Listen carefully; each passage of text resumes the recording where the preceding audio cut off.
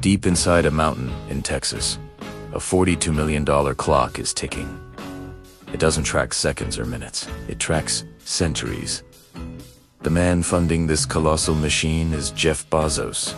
Why would the founder of a retail giant care about a 10,000-year clock? Because Jeff Bezos is not a retailer. He is a systems architect who views the world in millennia.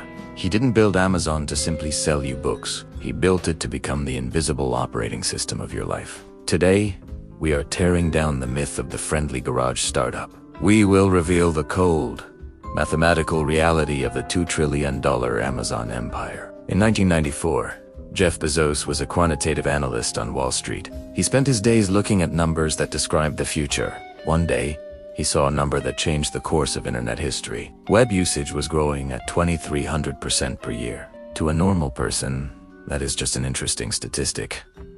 To Bezos, it was a biological imperative to act immediately. He used his famous regret minimization framework. He knew he wouldn't regret failing at this new internet thing, but he knew he would deeply regret never having tried. So he quit his high-paying job and drove across the country. Most people think he chose to sell books because he loved reading. That is a complete illusion. He picked books because they were the perfect high-entropy data set. Books were a Trojan horse to enter your home. They were the most efficient way to gather data on high-income consumers. From day one, Amazon was a data mining operation disguised as a bookstore. The core of Amazon's rapid growth is called the flywheel. Lower prices lead to more customers. More customers attract more third-party sellers. More sellers expand the selection, bringing in even more customers. But there is a very dark side to this elegant circle. To keep the flywheel spinning, Bezos was willing to lose billions of dollars. This wasn't just aggressive business, it was scorched earth warfare. Consider the brutal story of a startup called Diapers.com. When they refused to sell their company to Amazon, Bezos launched a strike. Cut Amazon's diaper prices by 30%. He was openly losing $7 on every single box sold. He used his massive capital to simply bleed his competitor dry. Amazon eventually forced them into a buyout. In the Bezos ecosystem, your profit margin is his opportunity. While everyone was focused on cardboard boxes, a bigger shift happened. Amazon needed massive computing power to run its own logistics. Instead of just keeping it internal, they rented it to the world. This became Amazon Web Services, known as AWS. This was the most brilliant pivot in corporate history. Today, AWS is the silent backbone of the modern digital world. When you watch a movie on Netflix, you are paying Jeff Bezos. When you scroll through social media, you are paying Jeff Bezos. Even government intelligence agencies run on Amazon's servers. Bezos effectively became the digital landlord of the internet. He engineered a perfect system of high-margin power. Retail operates on pennies, but cloud computing prints money. Inside this empire, the culture matches the cold efficiency of its servers.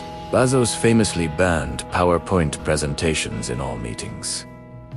He forced executives to write dense, 6-page narratives instead. He wanted pure, structured logic devoid of emotional bias. This reflects his view of human components in a larger machine. In the fulfillment centers, algorithms track every single movement. He turned human labor into a predictable software module. Mechanisms and data, not human intentions, drive every decision. This is the reality of his famous Day One philosophy. The moment you stop operating like a hungry startup, you die. This relentless pressure collapsed the traditional retail industry. Borders, Circuit City, and Toys R Us vanished into digital oblivion. Amazon restructured the entire economy around its own convenience. But the $2 trillion retail empire was never the end goal. For Bezos, Amazon was always just a bank account. It was the capital required to achieve his true childhood dream.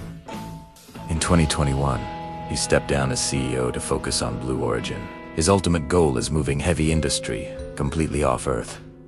He wants to preserve our planet as a beautiful garden. He envisions trillions of humans living in floating space cylinders. Stepping out of a space capsule in a cowboy hat isn't a midlife crisis. It is the final stage of his 10,000-year algorithm. He is building the railroads to space, just like he did for the internet. We return now to the $42 million clock in the mountain. Jeff Bezos built it because he knows the ultimate currency is time. He played a game that lasted decades, while competitors played quarters. He redirected the flow of global wealth through pure discipline. Whether he is a visionary hero or a cold monopolist is up to you. But we are all currently living inside his algorithm. Do you think his 10,000-year vision is a gift to humanity or a warning? Let me know your thoughts in the comments below. And make sure to watch our deep dive into the NVIDIA monopoly next. The future belongs to those who control the invisible infrastructure.